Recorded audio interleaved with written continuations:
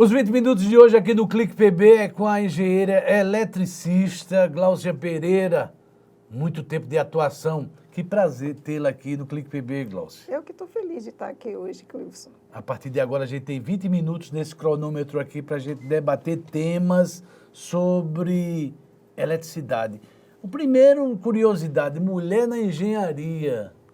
Ah, na minha turma eram só 6. Só 6? Dos 32, só 6 mulheres e poucas ficaram assim, como eu, nas distribuidoras e depois como empresária, mas algumas, eu diria que a maioria dos 6 foram para as universidades. A senhora é formada na UFCG. Isso. O berço da engenharia Isso. no Nordeste todo e no Brasil, não é? Referência. Muito, muito mesmo. Assim, eu tenho um orgulho de ser campinense.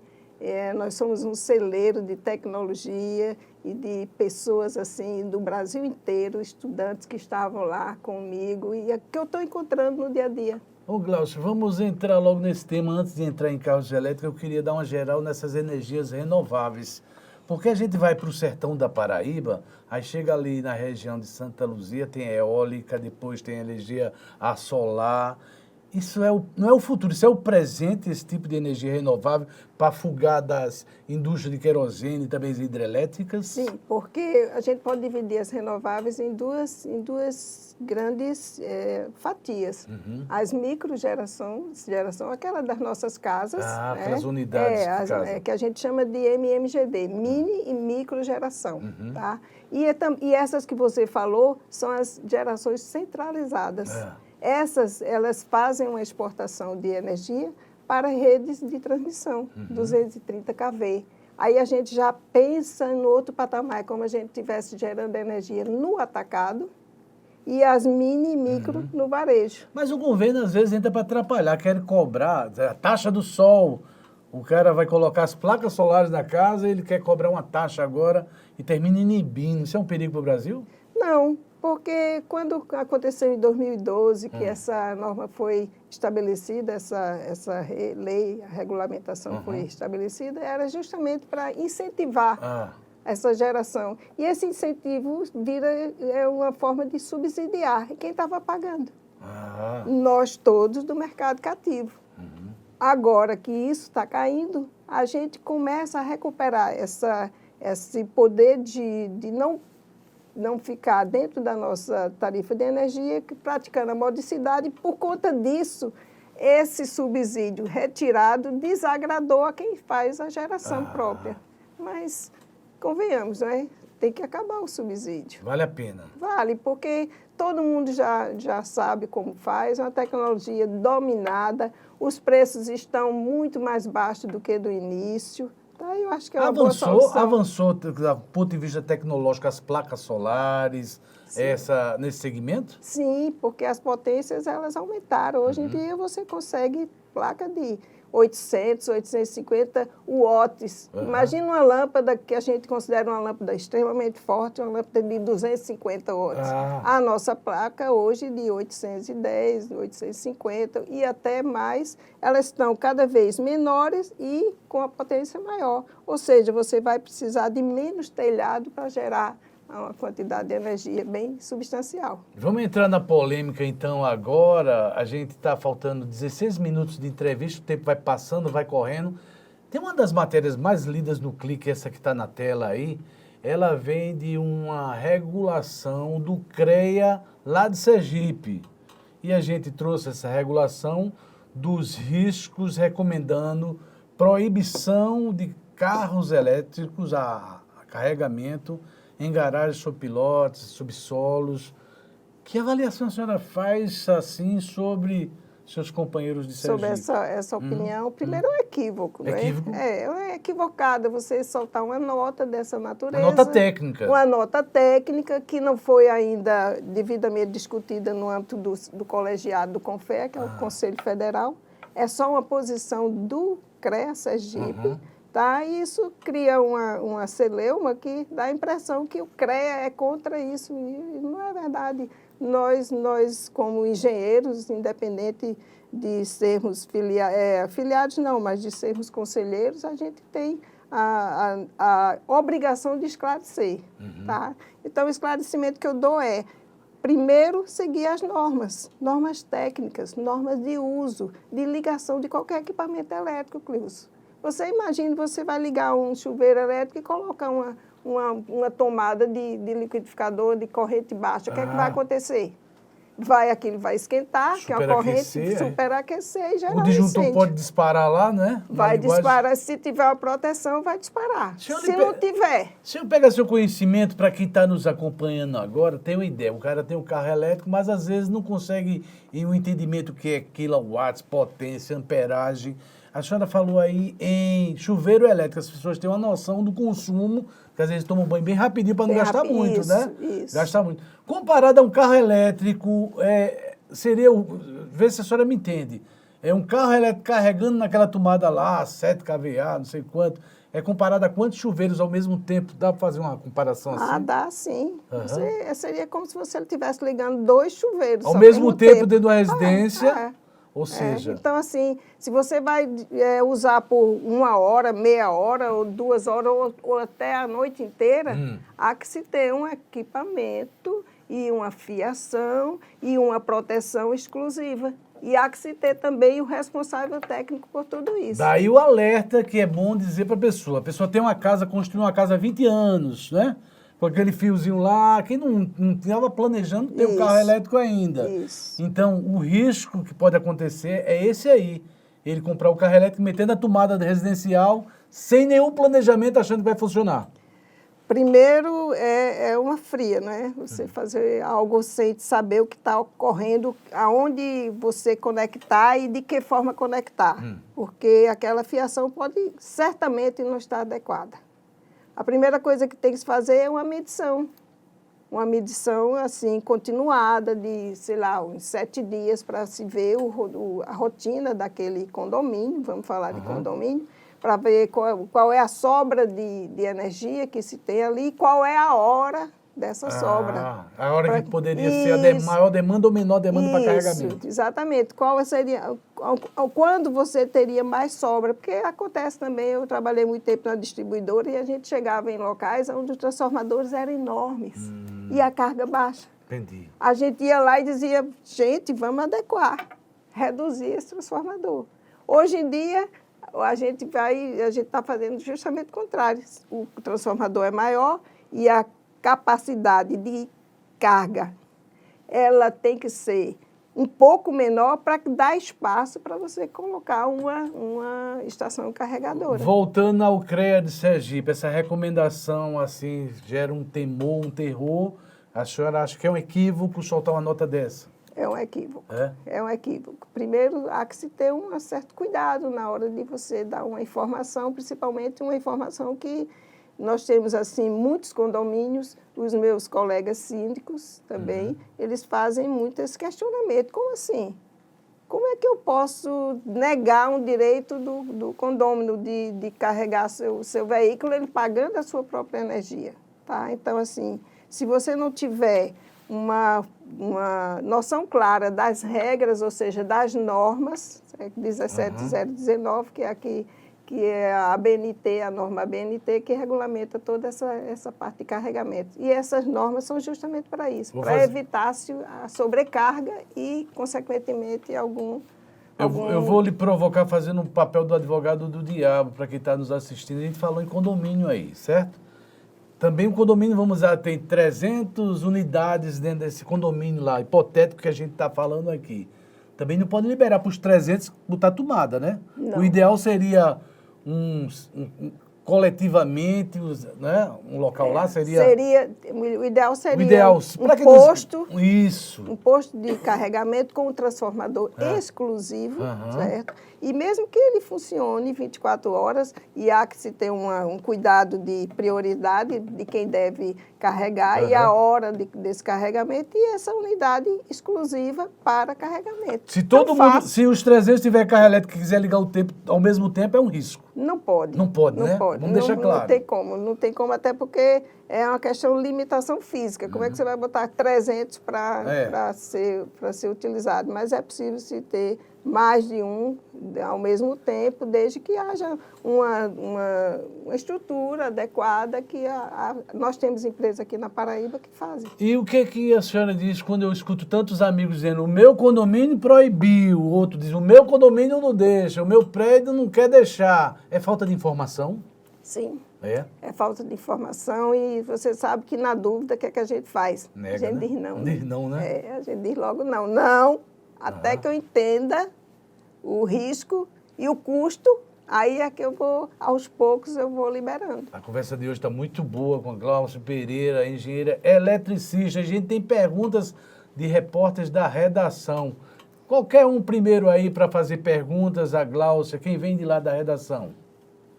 Vamos lá. Olá, engenheira, tudo bem? A gente sabe que os carros elétricos atualmente eles são bem caros e para você adquirir tem que ter uma boa remuneração, né, de vida. Então, assim, você, na sua visão, no seu ponto de vista, será que algum dia no Brasil os carros elétricos eles vão poder ser popularizados? Os preços estão altos ainda. Olá, engenheira, tudo bem? A gente sabe... já. Esses carros estão altos ainda o preço, né? Você Eu acredita na popularização de... acredito. Tipo aquele golzinho 1000 que a gente comprava, o Fiat Uno. Eu acredito, primeiro porque eles hoje estão cada vez mais compactos. Eu fiz alguns testes aqui, eu fiz teste até com ônibus. Foi? Foi, Elétrico? lá em Brasília, sim, num seminário que eu estive lá como palestrante do seminário de Você projeta mobilidade. quantos anos a gente tem carros populares Eu para acho que... concorrer à combustão? Já que eu trouxe aqui o ex-presidente da Petrobras, ele disse que até 2050, está bem aí em cima, a gente vai ter que ter alternativas, seja solar, seja outro tipo de combustível. E a elétrica é uma sacada, né? Olha, eu andei no híbrido, aí o meu colega disse, Glaucia, eu faço 30 quilômetros, ou 30 quilômetros por com 1 litro. É a média. Aí você vai para o totalmente elétrico, aí uma preocupação das pessoas, será que eu tenho como ir fazer viagem e autonomia? Tem sim. E hoje, autonomia de 400, 500 quilômetros, 400, 500 quilômetros. Se for híbrido, é muito mais, dá 1.200 quilômetros. E assim, você, em todos os locais, e os donos de postos de combustível estão sendo muito mais rápidos e diligentes. Eles estão colocando também nos próprios postos. Então, você vai no posto de gasolina e você tem um mix de produtos. Aí tem gás, tem energia, tem combustível, a gás e a... elétrica. A gente está vendo o navio da BYD, essa chinesa aí que está muitos carros entrando no nosso mercado. Uma das polêmicas a gente viu agora, e talvez seja uma preocupação, é quanto o temor de explosões de carros.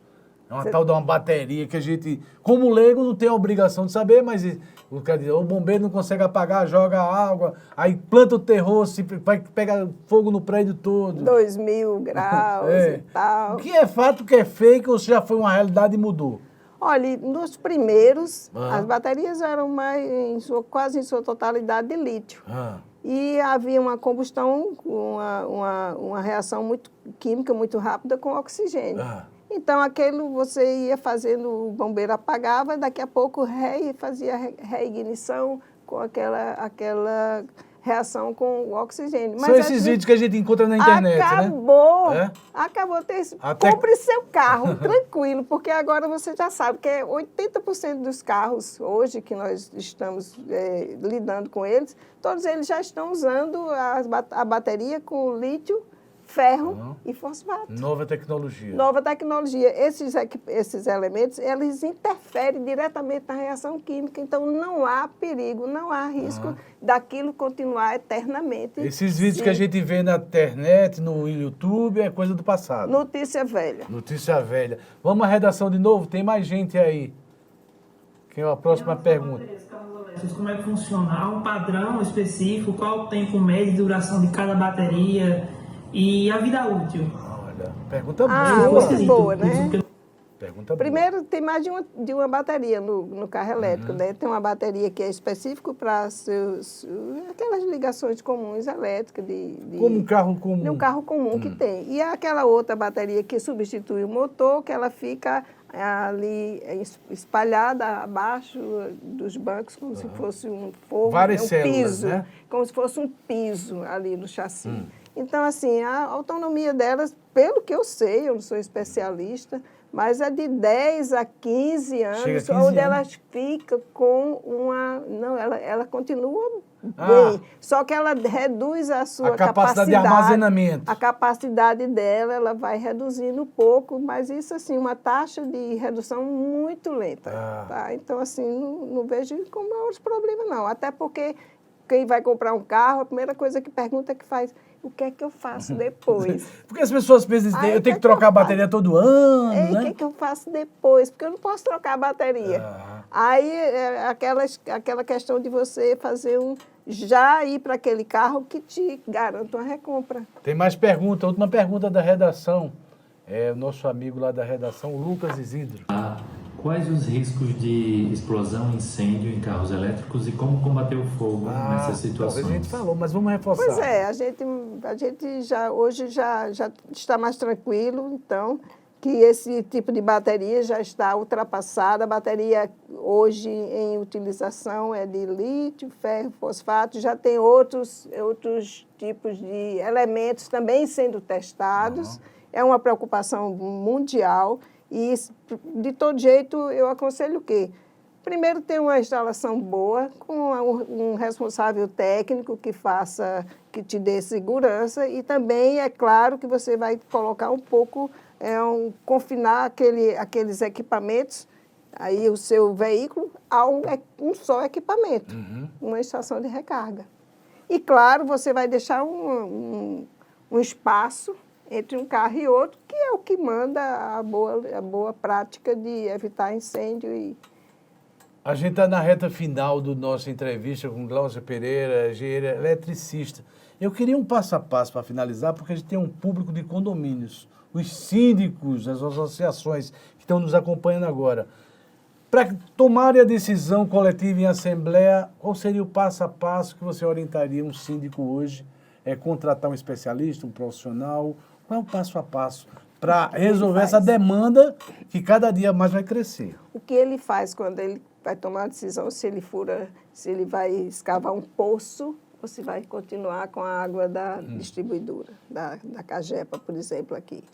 Primeiro, chamar empresas, 3 ou 4 empresas, que elas venham, apresentem sua proposta com a questão técnica, tá? A garantia dos serviços e do pós-venda, que tem que ser bem confiável também, não é só largar o equipamento e ir embora, e principalmente saber exatamente as minúcias e o regulamento e as normas que precisam ser respeitadas. A capacidade técnica da própria estrutura do condomínio, A né? capacidade técnica, você lembra aquela história de botar uma medição por 7 dias para saber como é que funciona? A maior demanda de consumo é sempre à noite, né? Ar-condicionado, TV, Sim, todo mundo volta sim. para casa. Mudou um pouco porque os hábitos da gente também mudam ao longo do dia e a gente já não tem mais aquele pico noturno e tal. Hoje em dia você já consegue administrar as cargas. Quando eu falo carga comercial, industrial, a residencial, a hídrica e a rural.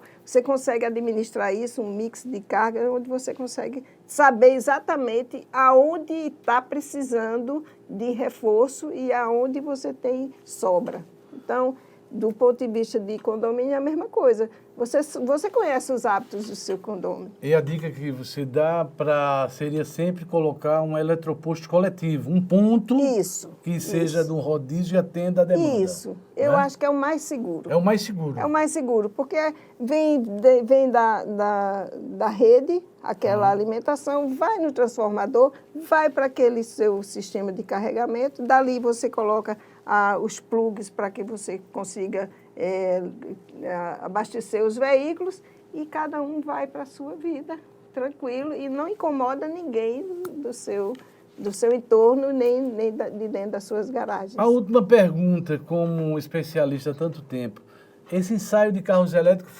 vai e volta, abandona o processo. Você agora acha que não tem volta? Não tem volta. Não? Não. E o melhor modelo para a compra hoje seria 100% elétrico ou híbrido? Eu compraria um 100% elétrico. Era? Era. Hoje eu já confio. Confia. Confio. Porque eu tenho, assim, se eu tenho uma autonomia de 400 quilômetros, Dá para se planejar.